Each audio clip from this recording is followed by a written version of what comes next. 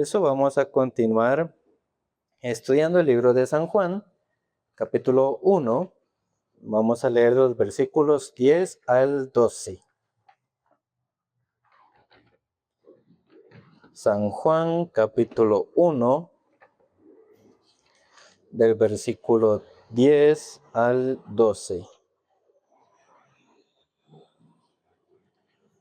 Dice: En el mundo estaba, y el mundo por él fue hecho, pero el mundo no le conoció. A lo suyo vino, y los suyos no le recibieron. Mas a todos los que le recibieron, a los que creen en su nombre, les dio la potestad de ser hechos hijos de Dios. Hasta aquí. Entonces, cuando Jesús vino al mundo, dice que al principio nadie lo reconocía. Él había sido una persona que era negada y que también era una persona rechazada. Pero, por ejemplo, cuando una persona es dirigida por Satanás, se convierte en una persona que no reconoce a Dios, ni la palabra de Dios, ni la autoridad de Dios. Y en nuestra vida nosotros tenemos defectos y problemas.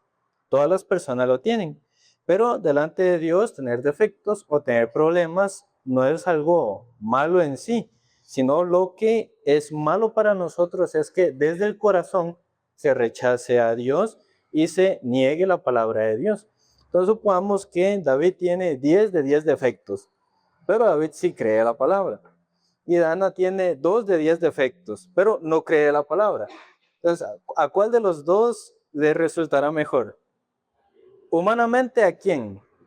A ella. Pero espiritualmente, Dios, ¿a quién va a cubrir más? A él, no por el defecto, sino por la palabra. Por eso uno ve a veces personas muy capaces, pero sufren. No porque en sí no pueda, sino porque desde su corazón niega o rechaza la palabra. El libro de Proverbios habla sobre esto de los orgullosos, los altivos o los soberbios, o los que tienen un corazón dispuesto a escuchar la palabra de Dios. Eso en Proverbios capítulo 2. Vamos a pasar por unos cuantos versículos. Proverbios capítulo 2.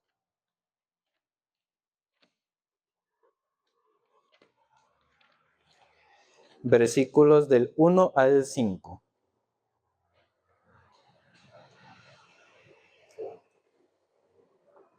Dice: Hijo mío, si recibieres mis palabras y mis mandamientos, guardares dentro de ti, haciendo estar atento tu oído a la sabiduría, si inclinares tu corazón a la prudencia, si clamares a la inteligencia y a la prudencia dieres tu voz, si como a la plata la buscares y escudriñares como a tesoros, entonces entenderás el temor de Jehová y hallarás el conocimiento de Dios. Entonces, por ejemplo, una persona insensata es una persona que vive según su propio punto de vista y según su propia opinión nada más, rechazando la palabra porque a su vista no le parece o no es muy razonable. Pero aquí habla sobre las personas que son sabias. Dice que las personas sabias hacen estar atento el oído. Entonces, la sabiduría es quien puede escuchar la palabra de Jehová. Entonces, un hombre enaltecido, cuando le llega la palabra, ¿la recibe o no la recibe? En apariencia, puede que sí, pero a su corazón no le recibe. Mientras esté enaltecido, aunque Dios se le muestre de distintas maneras, tampoco lo recibe y tampoco lo oye. La persona prudente es la persona que inclina su oído a la palabra. Volviendo a el libro de, ahora pasando a Proverbios capítulo 1, versículo 20 y 23 al 23,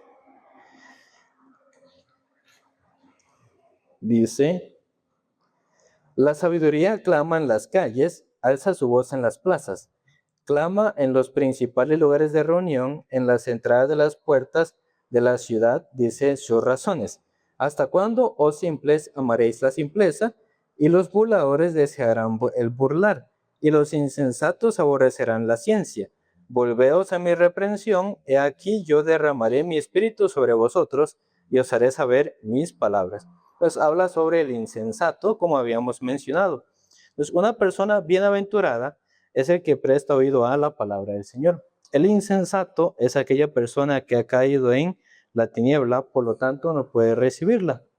Y el insensato, mientras él piensa que anda según su propio punto de vista, mientras piense que ande según su propia inteligencia, en realidad al insensato, ¿quién le está dirigiendo? El enemigo, Satanás, mediante el orgullo, le dirige. Ahora sí, volviendo a San Juan, capítulo 1, versículos 12 y 13. San Juan 1, 12 y 13.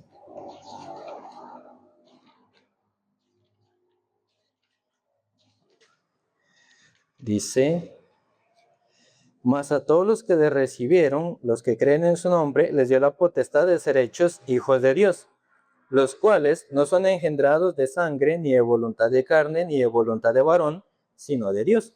Entonces aquí la Biblia menciona quiénes pueden ser hijos. Son aquellas personas que han creído en Jesucristo por medio de la palabra y de su sangre y han nacido de nuevos. Entonces en nosotros solitos no hay esperanza, sino que la esperanza nuestra está en la palabra. Entonces Dios busca a una persona que tenga cualidades excelentes o muy buenas para bendecirle o para ayudarle. No es eso lo que busca, sino más bien, curiosamente, si uno se pone a ver, busca a las personas que más debilidades tienen. Por ejemplo, a usted le gusta hablar mucho, pero para predicar, ¿qué hay que hacer? ¿Y a quién busca el Señor? ¿Qué puros hablantines o quiénes están en la iglesia? Los reservados son los que hay la mayoría aquí en la iglesia, pero a esos Dios les pone a predicar, por ejemplo. Entonces el Señor no busca capaces. Si fuera por alguna capacidad humana, bajo esa consideración, ¿qué tipo de personas estarían? Elocuentes o que hablan o extrovertidos, pero la mayoría son puro introvertidos. No, o no sé si sería la palabra asocial o antisocial. Entre menos gente mejor, así. Pero como hay que predicar, entonces sí o sí hay que estar con la gente. Como hay que hacer eventos, sí o sí hay que estar con la gente. Entonces así el Señor nos hace. Entonces Dios escoge a los que son más débiles porque aquellos son los que necesitan la gracia de Dios. Porque un capaz, ¿qué gracia va a necesitar? O sea, siempre necesita, pero en su corazón no siente que sea necesario. Entonces dentro de la casa del Padre, del Señor, es donde hay abundancia y todas las cosas.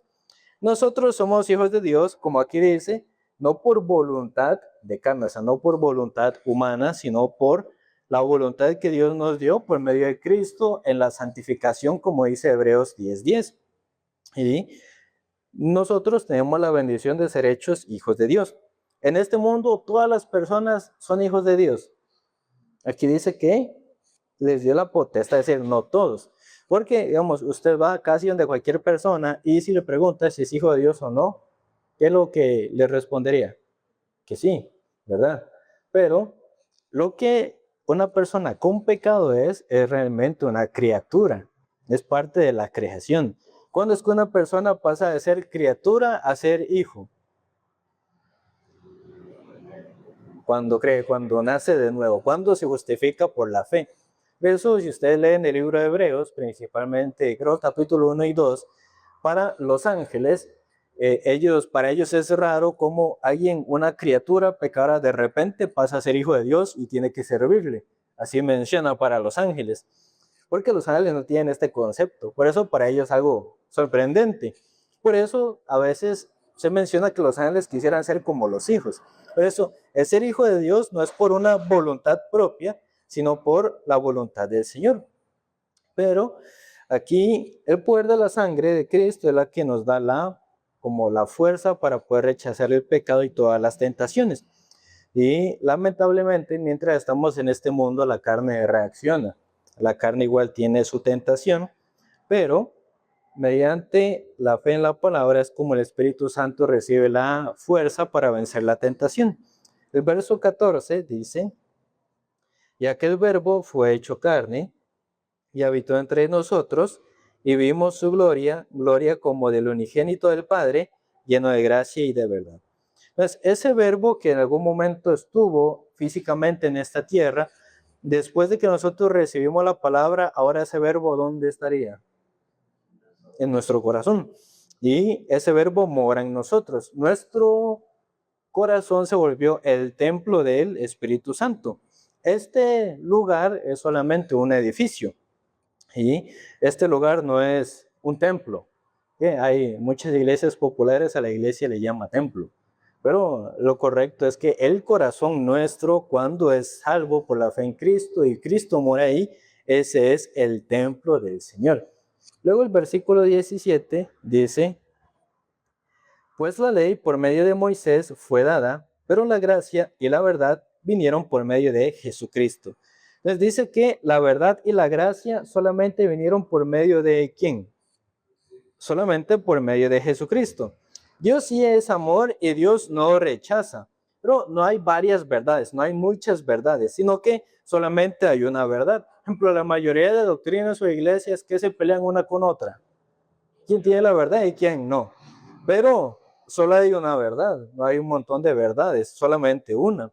Y la palabra enseña cuál es esa verdad. En resumen, la verdad es Cristo. Pero la gente ve como que hubieran muchos Cristos diferentes, o muchos propósitos diferentes, o muchos tipos de salvación. Pero la respuesta está en la palabra y en Cristo. El 18 dice: a Dios nadie le vio jamás. El unigénito Hijo que está en el seno del Padre, Él le ha dado a conocer. Entonces, Jesucristo vino para mostrarle al mundo quién es Dios o cómo es Dios. Entonces, Juan nos muestra por eso a Jesucristo como representación de la imagen del Señor, como Dios mismo. Entonces, mientras nosotros estamos en este mundo, lo más importante es cómo guardar el corazón. Porque la gente busca cómo guardar la plata o cómo guardarse con algún seguro, cómo guardar sus bienes, pero si pierde el corazón no aprovecha. Por eso Proverbios dice que sobre todas las cosas que guarde, es lo que principalmente hay que guardar. Dice el corazón. Porque el defecto y la debilidad no son un problema para nosotros, sino el verdadero problema es creer en sí mismo. El que se cree en sí mismo y se cree muy capaz, a este Dios siempre le interrumpe y siempre le permite el fracaso. En el libro de Proverbios, capítulo 16, Proverbios 16, verso 18,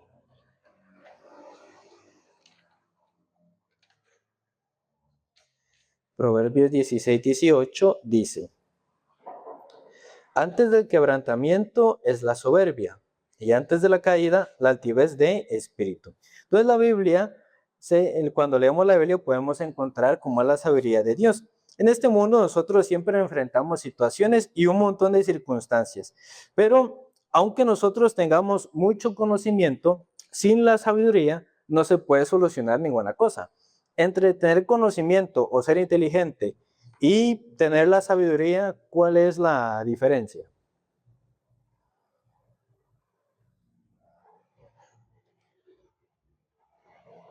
Ejemplo, entre ser conocedor o ser inteligente y ser sabio, ¿cuál sería lo diferente?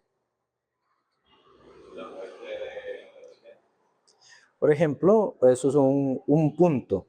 Porque la sabiduría usualmente se pone cuando es algo que nosotros recibimos de Dios. Por ejemplo, supongamos que el hermano David no es muy brillante, pero haciendo el trabajo de Dios, siempre Dios le permite encontrar la manera de poder sacar adelante todas las cosas, de evangelizar, de traerlas. No es algo de él, sino que es algo que viene de Dios. Eso es como la sabiduría. Pero otro punto, el conocimiento es solamente tener la información, pero la sabiduría es aplicar lo que Dios nos ha ido enseñando, lo que Dios nos ha permitido ir aprendiendo. Entonces es algo que viene de Dios, pero al mismo tiempo aplicarlo. Por ejemplo, ¿cuántas personas no saben que en su vida primero debe ser el Señor? Todos sabrían, eso es un conocimiento, pero ¿cuántos lo aplicarían? Eso no es ser sabio. Sabio es conocerlo, recibirlo de ellos y aplicarlo. Luego el versículo, Proverbios capítulo 6, ahora estamos en el 16, ahora al 6, del 16 al 19. Proverbios 6, del 16 al 19, dice: 6 cosas aborrece Jehová, y aún 7 abomina su alma: los ojos altivos, la lengua mentirosa, las manos derramadoras de sangre inocente, el corazón que maquina pensamientos inicuos, los pies presurosos para correr al mal, el testigo falso que habla mentiras y el que siembra discordia entre los hermanos. Entonces aquí tenemos cosas que Jehová abomina, pero el primer punto que él menciona, ¿cuál es? Dice, los ojos altivos. Porque una persona que es altiva se vuelve su propio Dios, se vuelve según su propia voluntad, según su parecer, según su propio punto de vista, a nadie consulta, su vida dirige solito, es decir, su propio Dios se vuelve la persona que tiene ojos altivos. Y, digamos, un creyente tiene que cuidar cómo está la relación con Dios. Porque, por ejemplo, hoy usted halló la gracia, pero mañana puede tener los ojos altivos y no darse cuenta. Por eso Dios, y teniendo la relación con Dios, permite la sabiduría. Yo no sé si les había mencionado, pero una vez a una hermana, ¿no?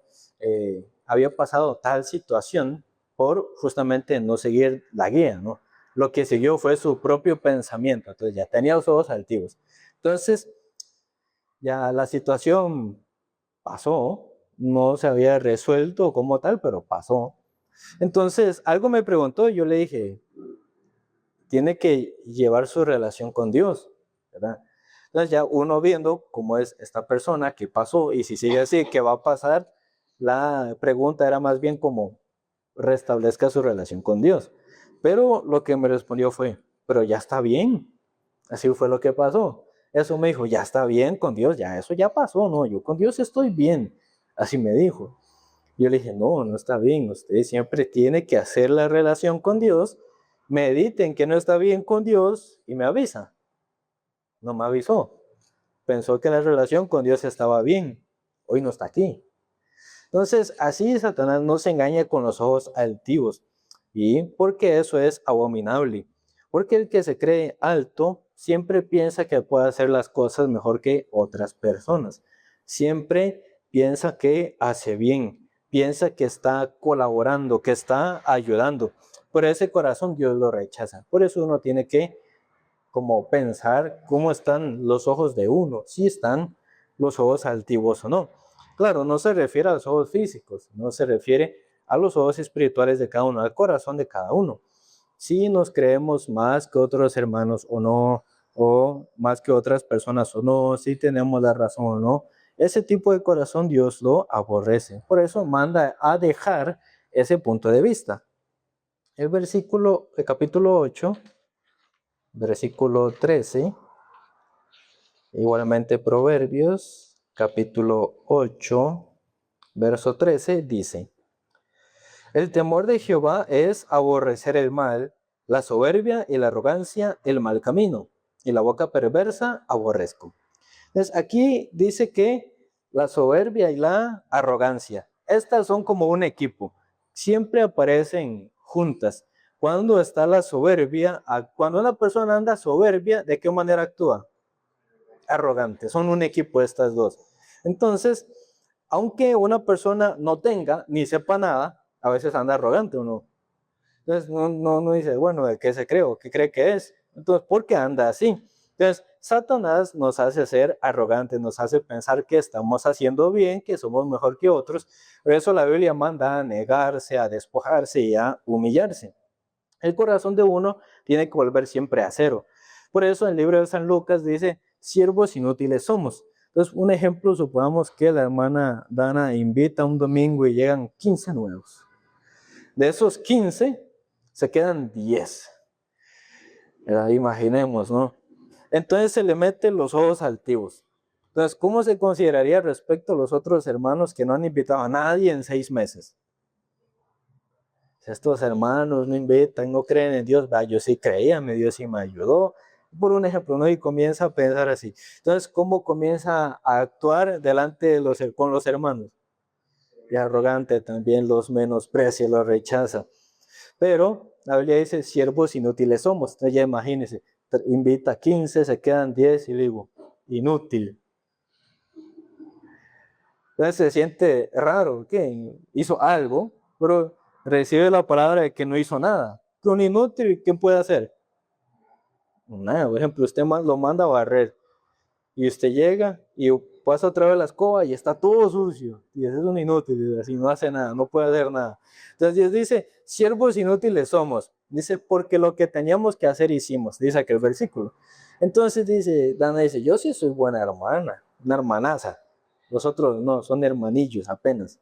Pero dice, Dios dice, lo que usted hizo ya tenía que hacerlo, inútil. A uno no le gusta, pero si uno no vuelve a cero, entonces el corazón vuela y finalmente se pierde. Por eso uno siempre necesita la gracia y la misericordia de Dios. Luego capítulo 11, versículo 2, 11:2, dice, cuando viene la soberbia, viene también la deshonra, mas con los humildes está la sabiduría. Entonces nosotros tenemos los guías espirituales quienes nos hacen o nos dicen que tenemos que vivir delante del Señor, trabajar delante del Señor, asimismo apreciar los compañeros de la milicia y los hermanos, porque en Cristo Jesús nosotros somos un solo cuerpo. Entonces, si uno es consciente de esto, nadie podría pensar que puede entender todo solo o sacar adelante todo solo. Entonces, supongamos que en Boston, ¿de cuántos empleados hay?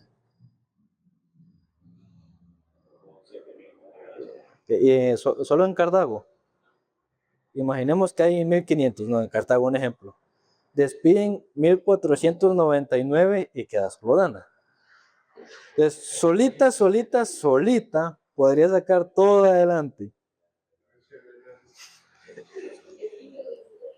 Es mejor renunciar, ¿verdad? Pero, por ejemplo, ella piensa, yo sí soy buena empleada y soy nueva. Este montón de viejos que tiene aquí no me gana. Pero se van todos solo que a ella. ¿Qué podría hacer? Ya en el mismo día mejor la cierra o la vende, lo más que puede hacer, ¿no?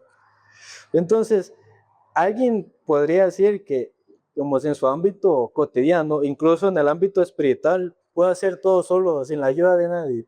No, no se puede. Satanás nos hace pensar que sí, pero la verdad es que no.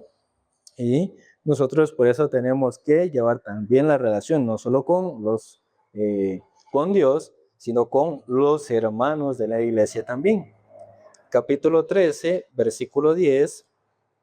A pronto volvemos a San Juan, pero Proverbios 13:10 dice, ciertamente la soberbia concebirá contienda, mas con los avisados está la sabiduría.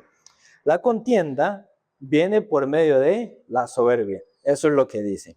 De donde hay un soberbio, siempre, ¿qué es lo que pasa? Hay el problema. Siempre donde hay algún soberbio, eso es lo que hay. Entonces, un soberbio asimismo se considera muy grande, porque el ego lo que hace es engañar. Entonces, por ejemplo, supongamos que el hermano Diego es de 10 puntos, pero su ego le hace pensar que es de 300 puntos. Un ejemplo, ¿no? Que eso es lo que hace el ego, ¿verdad? Entonces ya él piensa que es de 300. Pero llega una persona y le dice que él es de 50 puntos. Entonces, ¿cómo recibiría esa? Lo recibiría mal, ¿verdad? Como una ofensa. Entonces se molesta. La realidad es que es de 10. Si le dicen que es de 50, no está mal. Pero como piensa que es de 300, lo considera casi como una ofensa. Pero la persona que es humilde, y aunque le digan que valga, que sea 10 puntos o 5 puntos, se molesta. No se molesta, sino lo recibe. Sabe que necesita aprender. Si es 10 y le dicen 50, más bien se siente agradecido. Entonces el Señor enseña sobre la humildad, porque la persona que aprende la humildad, a sí mismo logra también mucha sabiduría. Por ejemplo, cuando una persona piensa que ya sabe, puede seguir aprendiendo. Una vez habíamos salido a predicar y no me acuerdo cómo se llama el señor. Creo que este señor, yo fui dos veces, pero con un compañero diferente. La primera vez que fuimos, como era con un compañero, era mi turno de predicar, entonces yo estaba predicando con el señor. Pero era este señor que por ser señor y por haber ido a un montón de iglesias, en vez de escuchar lo que quería era enseñar, ¿verdad? Entonces estaba necio y necio y necio y no dejaba hablar y no dejaba hablar y no dejaba hablar.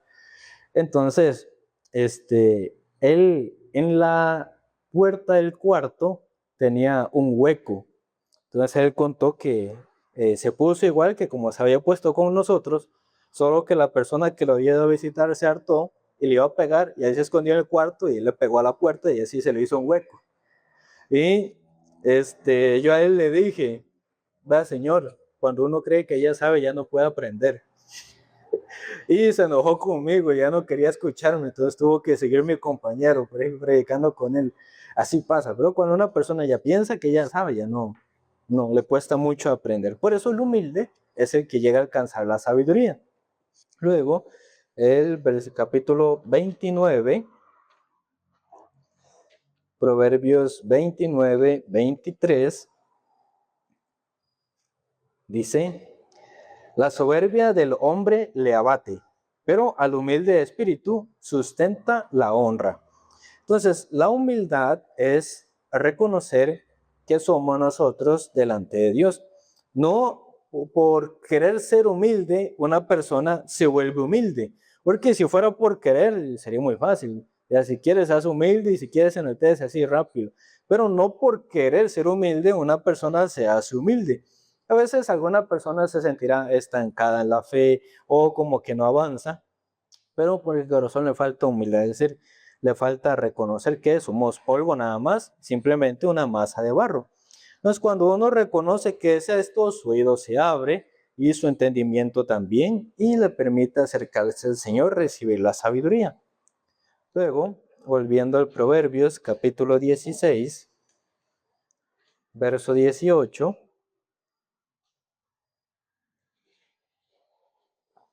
dice: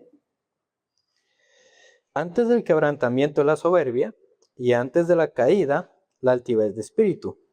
Entonces habla cómo es que a algunas personas les sucede una caída o un quebrantamiento, que antes de eso el corazón tuvo altivez.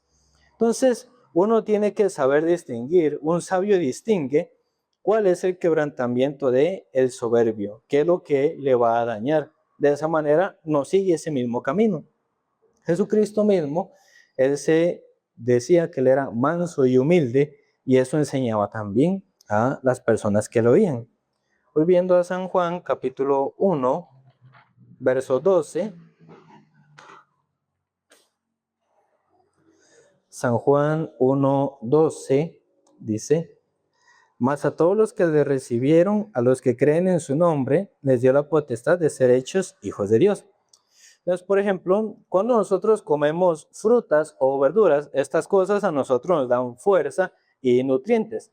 De igual manera, cuando una persona puede recibir la palabra en su vida y en su corazón, le permite la fuerza, y esa fuerza se convierte en el centro de su vida para superar los pensamientos y tentaciones.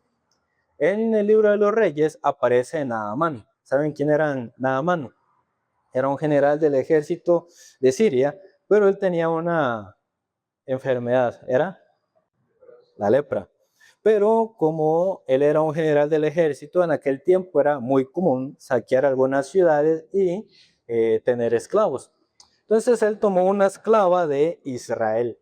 Entonces imaginemos que es tiempo de guerra, llega un hombre y la secuestra y se la lleva a otro país. Ya no conoce a nadie, no conoce muchas cosas, no sabe si le van a matar o no.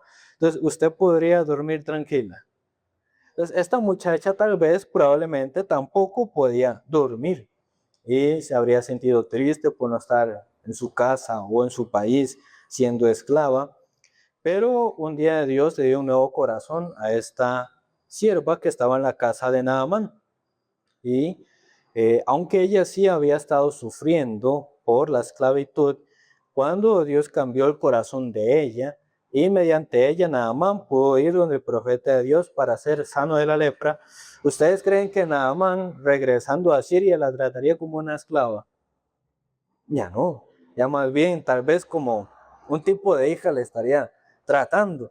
Pues a pesar de que ella tuvo el sufrimiento, pero cuando ella pudo cambiar su corazón primero, Entonces, ahí en su vida pudo recibir la felicidad. El apóstol Pablo también vivía con muchas aflicciones, pasaba también encarcelado, algunas veces también le pegaban, pero en un momento que él estaba en la cárcel, supongamos que usted sale a predicar a la cárcel, digo a la cárcel, allá al centro, con un parlante y un micrófono, como hacen algunos, ¿verdad? A mí no me gusta eso, pero imaginemos que si hace eso. Entonces llega la policía municipal o la pública, no sé cuál sería, y lo encierra. Entonces, ¿usted qué pensaría o cómo se sentiría? Dice, ¿para qué abrir la boca? Nunca más en mi vida vuelvo a predicar, algo así tal vez. Pero Pablo, cambiando el corazón, en una de esas veces que estuvo encarcelado, ¿qué había pasado con las celdas? Se abrieron las celdas. Entonces, él entendió inmediatamente que eso era para seguir anunciando el evangelio. Entonces, cuando él tuvo un corazón diferente, Dios permite un nuevo camino en la vida de nosotros. Por eso el corazón tiene que renovarse. Cuando el corazón recibe la palabra y se renueva, Dios permite que se abran nuevos caminos. Después de recibir la salvación, aunque nosotros somos personas muy carentes, pero cuando alguno puede ya sumergirse en la lectura, puede meditar en la palabra, puede compartir, Dios le permite el cambio de corazón, también le permite nuevos caminos, nuevas obras, y sin necesidad de que la persona sea humanamente buena, Dios le permite caminarse por un camino adecuado. Entonces Dios nos permite anunciar el evangelio, pero el mismo que nos manda a anunciar el evangelio, Él es quien también nos permite que el camino se abra para poder compartir. Y aquella persona que recibe el evangelio tiene la potestad de ser hecha hijos de Dios. Entonces, mientras nosotros vivamos anunciando el evangelio, en la vida de cada uno las puertas y el camino se va a ir abriendo. Entonces, muchos no experimentan esto por falta de la predicación, pero cuando comparte en otros aspectos de su vida, el Señor comienza a abrir la puerta y le permite recibir la esperanza y la fuerza. En San Juan capítulo 1, vamos a ver el versículo 43 al 51. San Juan 1, 43 al 51. Dice: el siguiente día quiso Jesús ir a Galilea y halló a Felipe y le dijo: sígueme. Y Felipe era de Bethsaida, la ciudad de Andrés y Pedro.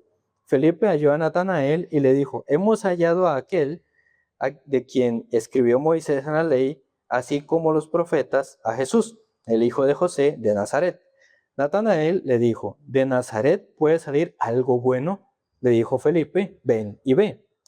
Cuando Jesús vio a Natanael que se le acercaba, dijo de él: he aquí un verdadero israelita en quien no hay engaño. Le dijo Natanael: ¿de quién me conoces? Respondió Jesús y le dijo: antes que Felipe te llamara, cuando estabas debajo de la higuera, te vi. Respondió Natanael y le dijo: Rabí, tú eres hijo de Dios, tú eres rey de Israel. Y respondió Jesús y le dijo: porque te dije, te vi debajo de la higuera, ¿crees? Cosas mayores que estas verás. Y le dijo: de cierto os digo que de aquí en adelante veréis el cielo abierto y a los ángeles de Dios que suben y descienden sobre el Hijo del Hombre. Hasta acá. Entonces, al ser humano en general, al hombre, lo que le gusta es vivir haciendo marcos, vivir haciendo normas o márgenes. Al hombre también le gusta vivir haciendo la idolatría también. La idolatría no es solo tener una imagen de algo, una postal de algo. La idolatría es tener una imagen, un margen en nuestra propia vida. A veces ustedes, no sé, se han topado con gente que se puede decir que es bien cuadrada, como que no sale de su norma o así. Entonces, como que es muy marcado esa forma de ser de esta persona. Cuando alguien es así, pero espiritualmente hablando, eso es una persona muy legalista. Y la idolatría en sí es la manifestación de la carne, así como nosotros podíamos escuchar en el culto de domingo y en el discipulado del lunes. La idolatría es una manifestación de la carne. A la carne le gusta crear la imagen, también tener el margen, y así hacen diferentes grupos. Por ejemplo, ¿por qué es que nacen diferentes denominaciones o doctrinas? Que Cristo no vino a decir yo soy pentecostal o yo soy metodista, eso no. pero hay un montón, ¿no? Pero ¿por qué hay de esto? Que la gente siempre crea grupos, la gente siempre hace divisiones. La Biblia nos habla de que en nuestra vida hay un peligro de vivir haciendo un marco. En el libro de Éxodo, capítulo 20, versículos 4 y 5. Éxodo 20, 4 y 5 dice: no te harás imagen ni ninguna semejanza de lo que esté arriba en el cielo, ni abajo en la tierra, ni en las aguas debajo de la tierra. No te inclinarás a ellas, ni las honrarás, porque yo soy Jehová tu Dios, fuerte, celoso, que visito la maldad de los padres sobre los hijos, hasta la tercera y cuarta generación de los que me aborrecen. Aquí pasa mucho eso, ¿verdad? En esta provincia. No voy a decir el detalle, pero ustedes saben, ¿no? Esto de tener una imagen y arrodillarse delante de aquella imagen, aquí hay mucho de eso. Esta provincia es conocida por eso también. Pero Dios prohíbe crear una imagen, nada de lo que esté arriba en el cielo, ni en la tierra, ni debajo de la tierra. Prohíbe también dar culto a las imágenes. Aunque en la Biblia habla claro sobre esta parte, igualmente la gente que hace un montón de imágenes también, ¿verdad? Y porque a la naturaleza humana le gusta como encuadrar, le gusta marcar las cosas. Ya después me voy a dar a entender, por ejemplo, ¿por qué esto es peligroso? Porque, por ejemplo, Dios trabaja de muchas maneras o solo de una manera. De muchas maneras. Por eso se dice que Dios es multiforme. ¿Sí? Tiene muchas formas de trabajar o muchas formas de contestarnos. Entonces, aunque Dios se manifiesta a las personas de distintas maneras, si la persona es muy cuadrada y piensa que Dios solo de tal manera se puede manifestar, entonces, aunque Dios se manifieste de otra manera, tal persona le rechaza. Entonces, como es muy cuadrada, aquella persona termina rechazándole. Aquí en el libro de Éxodo 20, versículo 26, dice: no subirás por gradas a mi altar, para que tu desnudez no se descubra junto a él. Entonces, aquí hacia el altar de Dios no se podían construir gradas, no se podían hacer escaleras, porque la gente piensa en acercarse a Dios gradualmente, de a poquitos. Entonces, cuando una persona, por ejemplo, nunca en una iglesia o se alejó mucho tiempo, ¿qué es lo que dice? Ahí de a poquitos voy. Eso es, en su vida ir haciendo las gradas, ir gradualmente. ¿Qué es gradualmente? Poquito a poco, ¿no? Acercándose a Dios. Que a la gente le gusta hacer este tipo de escalera en su vida, pero no debe ser así. Las gradas son símbolos de las experiencias y pensamientos que la gente ha ido reuniendo. A la gente le gusta construir estas gradas, pero Dios las prohíbe. Luego, en el segundo libro de Reyes,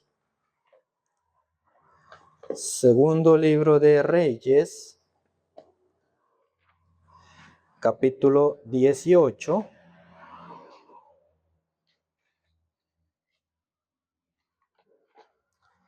Segundo libro de Reyes, capítulo 18, versículos del 3 al 6. Segundo de Reyes 18, del 3 al 6, dice: hizo lo recto ante los ojos de Jehová, conforme a todas las cosas que había hecho David su padre. Él quitó los lugares altos y quebró las imágenes y cortó los símbolos de acera. E hizo pedazos la serpiente de bronce que había hecho Moisés, porque hasta entonces le quemaban incienso los hijos de Israel, y la llamó Neustán. En Jehová, Dios de Israel, puso su esperanza, ni después ni antes de él hubo otro como él entre todos los reyes de Judá, porque siguió a Jehová y no se apartó de él, sino que guardó los mandamientos que Jehová prescribió a Moisés. Entonces aquí ustedes saben que para este tiempo Israel se había dividido en dos partes, ¿no? ¿Que en cuáles reinos se dividió?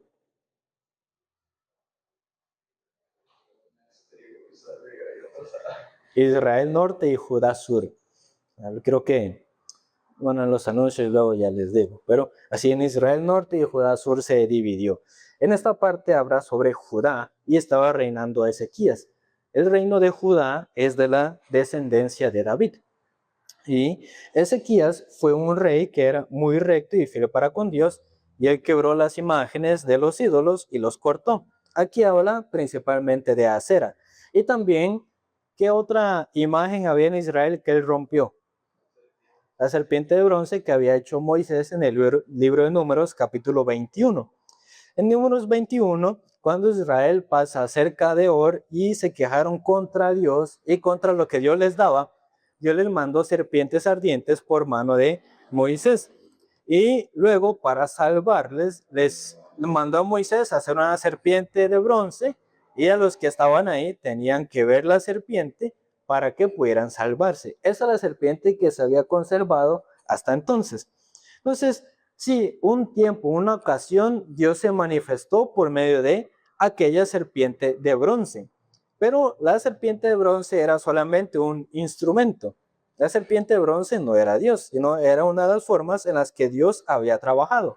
Pero ellos habían guardado aquella serpiente como si aquella serpiente tuviera efecto o poder todavía para sanar o algo así. Entonces, como Ezequías, más que otros reyes, era un rey que que sí estaba más sensible espiritualmente, viendo la serpiente de bronce, esa escultura de bronce, aunque Moisés la hizo, al fin y al cabo, esa serpiente, ¿qué es? Un pedazo de bronce. Pero ellos estaban adorando a la serpiente como que fuera la serpiente la que los había salvado o sanado. Y hay que discernir en un tiempo pasado si Dios trabajó por medio de aquella serpiente, pero aquella serpiente no es Dios. Entonces, por ejemplo, supongamos que de hermano David tiene 6 meses desempleado. Entonces yo le digo, busque trabajo en tal lugar, y va y le dan trabajo. Entonces, aquel lugar fue un instrumento, no un medio, ¿verdad? Por el que Dios trabajó. Pero en algunas personas, aquel medio se vuelve más importante que el Señor. Entonces, si para usted aquel trabajo que Dios le dio se vuelve más importante que Dios, su corazón, ¿hacia dónde se enfoca? Hacia aquel trabajo. Pero es solo un medio. Aquel trabajo no es Dios. ¿A quién debería buscar? A Dios, ¿verdad? Pero así le había pasado a Israel. Entonces, Ezequías, diferente a muchos reyes, él hizo lo que ninguno hizo, pensar en quebrar aquella imagen que ellos adoraban. Por ejemplo, la religión predominante en Cartago. Supongamos que alguna persona le entra así un espíritu y dice, no, yo voy a quebrar aquella imagen de aquella virgen, y se mete a la basílica y la bota y la rompe. ¿Y qué le harían a esa persona? Así le pasa, nadie se animaría, ¿verdad? Ezequías, el contrario a otros reyes que también ya sabían de esta serpiente de bronce, él sí la quebró, la rompió, porque él le puso por nombre Neustán. ¿Qué significa Neustán? Significa un pedazo de bronce. Eso es lo que significa, pero más como es un poquito más despectivo, ¿no? Como es simplemente un pedazo de bronce nada más. Por eso le puso Neustán. Entonces, hay religiones, por ejemplo, que dicen que Dios se manifestó por medio de alguna figura, ¿no? Alguna estatua, alguna figura. Ustedes han escuchado del palo santo. Hay gente que dicen que Dios se manifestó por medio de un palo. Eso dicen palo santo. Entonces ya idolatra o admira a un palo, así, algo así. Ahí, esas cosas pasan. Eso es mucha idolatría. Entonces, si los israelitas no idolatraran esta serpiente, ni siquiera tendría por qué estar aquí, pero ellos la guardaban y la idolatraban. Por eso Ezequías le puso Neustán. Entonces, a la humanidad le gusta someterse a las ideas. Por ejemplo, entre una idea y una ideología, ¿cuál es la diferencia?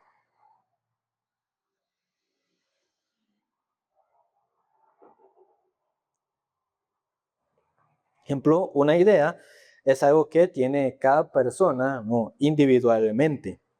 Pero una ideología es, él tiene una idea, pero esa idea se le contagia a él, luego a ella, luego a ella, luego a mí, luego a otro, luego a otro. Ahí se convierte en una ideología. Esa es como la diferencia. Entonces, una idea compartida por multitudes, eso es una religión. Entonces, eso es una ideología. Entonces, al ser humano le gusta someterse muchas veces a una idea popular sin cuestionar si tiene algún argumento. Entonces ustedes verán en algunos lugares o en las congregaciones lo que tal dice santa palabra y punto, aunque no tenga la Biblia en la mano. En muchas congregaciones se acostumbra a predicar sin Biblia, ¿verdad? Y se acostumbra a que los hermanos no lleven Biblia. Pero capaz, por ejemplo, ustedes no tienen Biblia, aquí no se pone, yo me invento un versículo, así puede pasar, ¿verdad? Por eso hay que leer, pero así muchos hacen. Así muchas personas no cuestionan nada, no meditan en nada. Entonces, eso es peligroso. En San Juan, capítulo 4, versículo 24, San Juan 4, 24,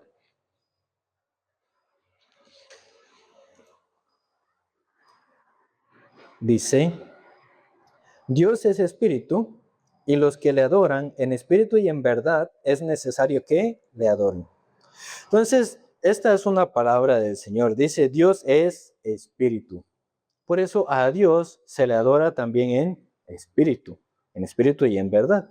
Entonces, Dios es un espíritu, por eso es peligroso hacer una imagen. ¿Usted cómo calcaría o dibujaría o esculpiría un espíritu? No se puede, pero la gente hace eso. Entonces, por eso es lo que Dios advierte. Como Dios es espíritu, en realidad no se le puede hacer una imagen. ¿No? Pero, por ejemplo, los pintores antiguos solían pintar a Dios como un viejito de pelo blanco. Creo que hay una pintura, no me acuerdo quién es, creo que es Miguel Ángel, donde aparece un viejito que es Dios, pero con el dedo estirado, así sale, la pintó Miguel Ángel. Y la Biblia prohíbe la imagen. Ninguna imagen, ningún símbolo de Dios. Tampoco acercarse a Dios así gradualmente por las gradas, porque Dios es espíritu. Actualmente ningún templo físico es meramente el templo, a menos del templo que se habla ya de los tiempos finales, pero esto es diferente. Pero el concepto del templo fue renovado. Actualmente el templo, ¿quién es? Es cada uno. Eso es el templo. Pero en muchas iglesias, a la iglesia, ¿cómo le llaman? Templo. Y al púlpito, ¿cómo le llaman? El altar, así le dicen. Pero no, eso es incorrecto. Esto es solo un mueble y ya. Esto no es un templo. Pero a veces uno con los pastores sí habla así porque así hablan ellos, pero eso no es correcto en realidad. La iglesia no es el templo, el púlpito no es el altar. Eso si ustedes ven, dicen, pasen al altar o cosas, no, eso no es correcto. Y así pasa, pero esto es solo un mueble. Para los salvos, la reunión de los salvos y cada uno, eso es el templo. Supongamos que en algún momento no se puede hacer el culto aquí, lo hacemos en el patio de alguna casa, ¿no? Allá afuera. Eso sería la reunión de la iglesia, eso es la iglesia, eso es el templo, no el lugar físico. Entonces nosotros, por ejemplo, nosotros como cristianos, como creyentes, no adoramos la cruz, ¿verdad? Sabemos que ahí el Señor murió y que ahí derramó la sangre para perdonarnos, pero no oramos ninguna cruz. Que el Señor finalmente es espíritu y el espíritu es como el viento. Por eso en San Juan capítulo 3, versículo 8, San Juan 3, 8, dice, el viento sopla de donde quiere y oye su sonido, mas ni sabes de dónde viene ni a dónde va. Así es todo aquel que es nacido del Espíritu. Entonces Cristo aquí explica la característica del Espíritu, que es como el viento o como las nubes, también va cambiando de forma, no es fijo. Entonces el Espíritu es como el viento. Ejemplo, Dios es Espíritu. Entonces, usted podría decir que escuchó literalmente una voz de Dios. No, ¿por qué? El espíritu tiene la cuerda vocal. No, tendría que tenerla. Por hay gente que dice, Dios me habló. Pero el espíritu, ¿cómo le va a hablar? Si usted escucha una voz que le habló tal cosa, más bien ahí tiene que asustarse. Eso de Dios no será. Pero así el espíritu no es así. Y, por ejemplo, el viento se sabe por lo que se siente y por lo que se puede ver que hace, ¿no? Moviendo las hojas o moviendo la ropa cuando está tendida. Pero el espíritu no tiene forma. ¿El viento tiene forma? No, tampoco tiene la forma. ¿El viento como tal se puede ver? No, tampoco se puede ver. Por eso aquí Cristo compara el espíritu con el viento. Y por eso el ser humano, así muy literalmente, no puede captar las cosas del espíritu. Entonces, si una persona así oye alguna voz y no ve a nadie, sí, que usted está solo en su casa y escucha una voz que lo llama, yo puedo decir que es Dios. No, eso no es Dios, o lo están asustando o se volvió loco, pero Dios no es. Que así Dios no hace. Dios nos habla por medio de ¿qué? Por medio de la palabra, no por medio de otra cosa. No se puede visualizar. Solo una vez en el día Pentecostés. ¿Qué es el día Pentecostés?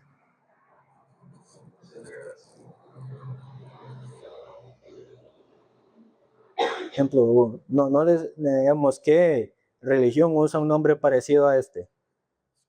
Ajá. Pero ¿qué significa el día Pentecostés? A ver, ¿qué es pente o penta?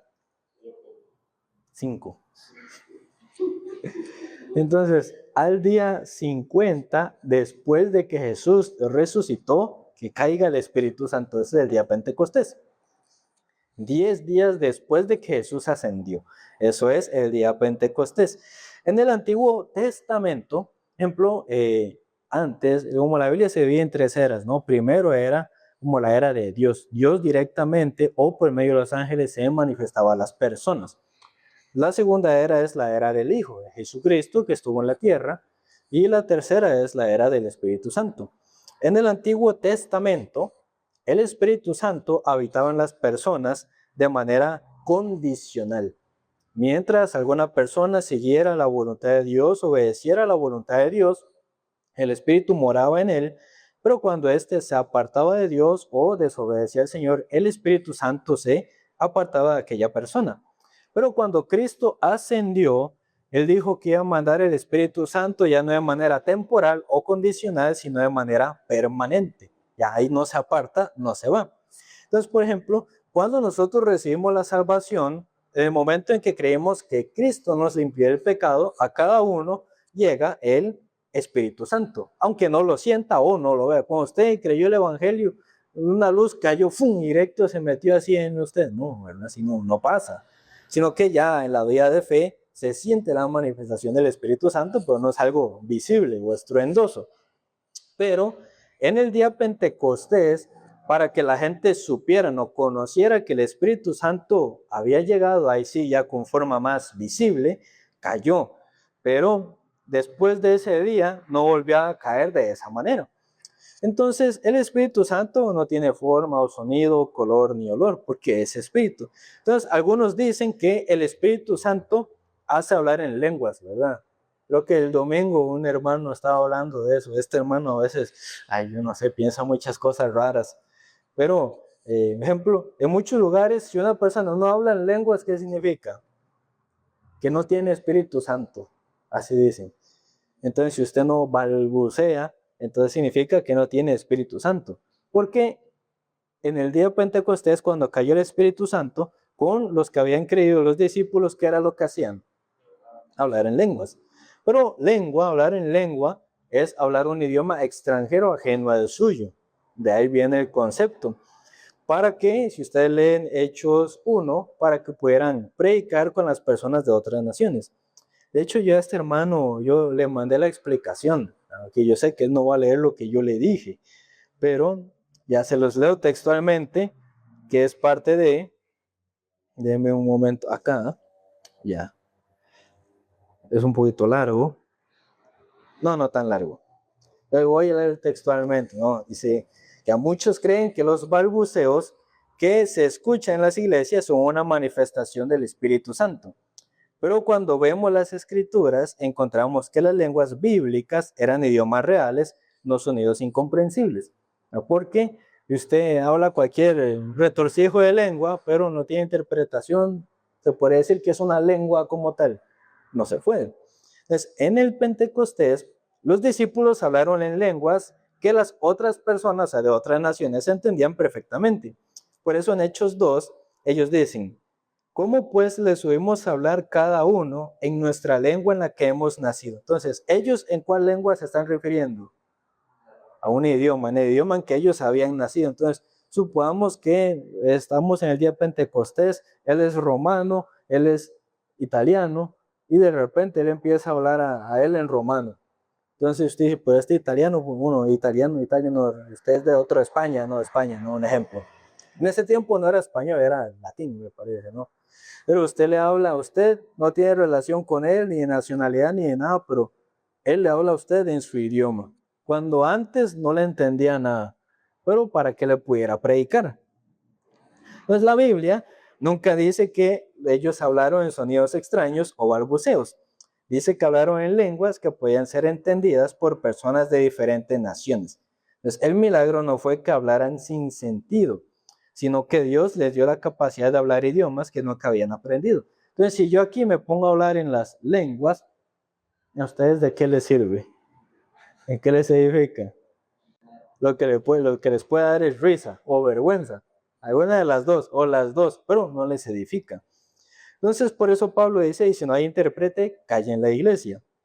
Y en Corintios 14, 23 dice, pues si toda la iglesia se reúne en un solo lugar y todos hablan lenguas y entran indoctos o incrédulos, ¿no dirán que estáis locos? Entonces, imaginemos que un día de hermano David trae a su papá.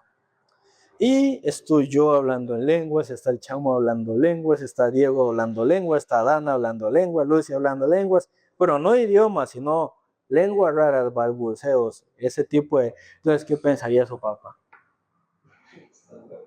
¿Qué tan loco? O si usted es nuevo, entra a una iglesia y todo el mundo hablando lenguas como loco, ¿qué piensa usted? Eso. Entonces, eso es lo que Pablo exhorta. O llega una persona nueva, un indocto, y está todo el mundo hablando tonteras y hablan lenguas que van a pensar, están locos. Entonces, en vez de atraerlos, los ahuyentan. Entonces, ese tipo de don de lenguas de aquel entonces fue visible para que la persona supiera que ya había caído el Espíritu Santo y también para que pudiera compartir el Evangelio con las personas que estaban ahí. El Espíritu Santo es un sello de Dios, es como un don, un bonus. Entonces, cuando uno ya se arrepiente de su pecado, ahí sí recibe el Espíritu Santo y podemos ahí, mediante aquello, confirmar la salvación. Pero eso, la Biblia advierte sobre la imagen que uno se hace. Dios solo así trabaja, Dios solo así contesta. Entonces, si Dios trabaja de otra manera, tal persona, por ese margen, no lo puede recibir, sino que lo rechaza. Entonces, para estas personas dicen, si no hablan lenguas, no tiene Espíritu Santo. Entonces, ese es su margen, ese es su ídolo, por un ejemplo, ¿no? Eso es lo que estamos hablando. Entonces, digamos, ¿qué significa una secta? ¿Qué es una secta? Por ejemplo, ¿usted cómo definiría secta?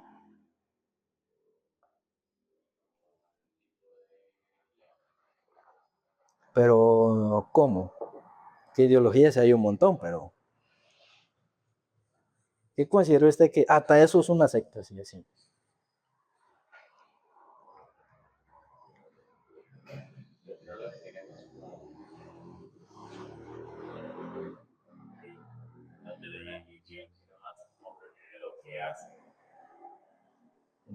Bueno, a ver, para usted, ¿qué sería una secta? Una organización que trata de llegarse a la persona hacia sus objetivos y acatarla del resto del mundo. Como alguien que manipula, ¿verdad? Para usted, ¿qué es una secta?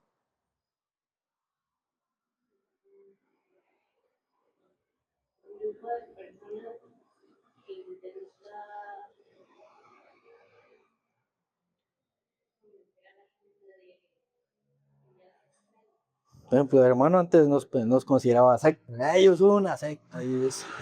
Así, pero ya eso le digo para que siempre se acuerda. Yo antes les decía secta. ¿Sí? Ya si yo le digo, hermano, véngase para acá, no esté con su familia, dé su plata para acá, no apoye a su familia, es su trabajo. Eso es una secta, ¿no? Pero cuando le he dicho eso yo, no, nunca, a ninguno, ¿no? Entonces, ¿cómo el ser humano tiene su margen, su marco de la manera en que Dios trabaja o se manifiesta? A raíz de esto salieron muchas denominaciones, muchas divisiones. Según otras iglesias, cuando se comparte una creencia que es considerada secta o herejía, entonces lo rechazan. Pero bíblicamente, ¿qué sería una secta?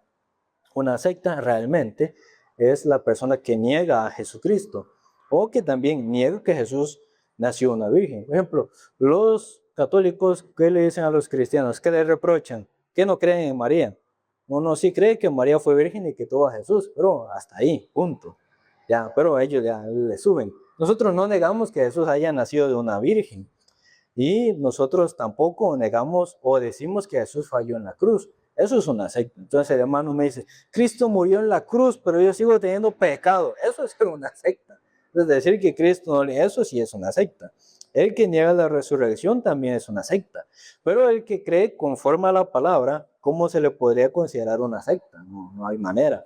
Pero como piensa, Dios solo así o así o así trabaja, pero aunque en la palabra está escrito de tal manera, dice, no, así es como Dios trabaja. Eso es una secta. Ejemplo, si cualquier persona lee la Biblia, no debería entender que simplemente por Cristo en la cruz, triunfando en la cruz, somos salvos. Sí debería, pero como cada uno tiene su margen, como esto no está conforme a su margen, eso lo rechaza. Eso es una secta realmente. Y la vida espiritual, la vida religiosa son muy diferentes. Entonces, cuando nosotros nos convertimos en religiosos, lo que seguimos es una norma, es una regla, es una imagen. Entre una persona que lleva la vida espiritual y la vida religiosa, ¿cuál sería una diferencia? A ver, ¿cuál sería una diferencia en quien lleva una vida puramente religiosa y en quien sí lleva la vida espiritual? Ajá.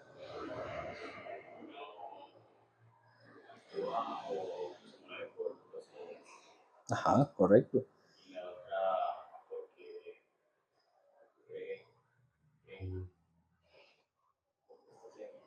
Entonces, el religioso tiene como su tradición, ¿no? Su costumbre, su norma, su imagen. Y bueno, voy a leer un pasaje más antes de finalizar. Este tema todavía no concluye, pero Hechos capítulo 1, Hechos 1 del 21 al 26. Dice, es necesario pues que de estos hombres que han estado juntos con nosotros todo el tiempo que el Señor Jesús entraba y salía entre nosotros, comenzando desde el bautismo de Juan hasta el día que de entre nosotros fue recibido arriba, uno se ha hecho testigo con nosotros de su resurrección. Y señalaron a dos, a José, llamado Barsabás, que tenía por sobrenombre Justo, y a Matías. Y orando dijeron, tú, Señor, conoces los corazones de todos, muestra cuál de estos dos has escogido, para que tome la parte de este ministerio y apostolado de que cayó Judas por transgresión para irse a su propio lugar. Y desecharon suertes, y la suerte cayó sobre Matías, y fue contado por los 11 apóstoles.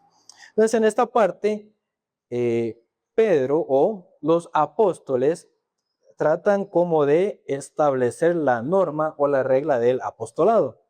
Entonces, por ejemplo, en la Catedral de Madrid, Madrid es un lugar también muy católico, en la Catedral de Madrid hay tallado un Pedro y el Pedro tiene unas llaves, porque los católicos dicen que Cristo le dio a Pedro las llaves del cielo, ¿verdad? Ellos también, muchos católicos me saben, pero los católicos a quién consideran como el primer papa, a Pedro también. Entonces, Cristo dijo, sobre esta roca levantaré mi iglesia, edificaré mi iglesia. Pero esa roca es Pedro, es Cristo mismo. Cristo es la roca. Pedro viene del griego petro, de piedra, no roca, que la roca es Cristo. Y el único fundamento de la salvación y de la iglesia es Cristo. Ya los católicos eso lo cambiaron un poco. Y también estaba tallado ahí junto el apóstol Pablo. Entonces, aquí Pedro se levanta y Jesús, cuando ordenó que en el tiempo, cuando les ordenó a los discípulos levantar un apóstol en lugar de Judas. Nunca les mandó a ellos a levantar un apóstol para ocupar el lugar de Judas. Ellos simplemente tenían que esperar la llegada del Espíritu Santo nada más. Pero ellos establecen un concepto del apostolado que Cristo nunca enseñó. Entonces, para ellos, para poder ser apóstol, ¿qué requisitos tenía que cumplir? tenía que estar desde Juan hasta la resurrección y otras cosas. Tenía que estar entre ese rango, ¿no? Entre esa norma, para ser considerado apóstol. Y por ejemplo, Pablo estaba desde que ellos seguían a Jesús desde Juan, no estaba ahí. Y Pablo vio a Jesucristo resucitar, tampoco. Lo vio ascender, tampoco. Pero aquí Pedro, ¿qué fue lo que hizo? Estableció un marco, una norma que el Señor no había establecido. Entonces, Saulo, al principio, ¿qué era? Era un perseguidor de la iglesia. Entonces, él nunca estuvo en esos acontecimientos que Pedro puso como conceptos para ser sacerdote. Entonces, él es, apóstol. Entonces, él establece esa norma o ese concepto del apostolado. Vamos, Pablo fue un gran apóstol, claro, escribió muchas cartas, al mismo tiempo fue perseguido. Pero en lugar de Judas, ¿a quién había levantado Jesucristo para llevar ese ministerio? Fue a Pablo, no fue a Matías, como ellos.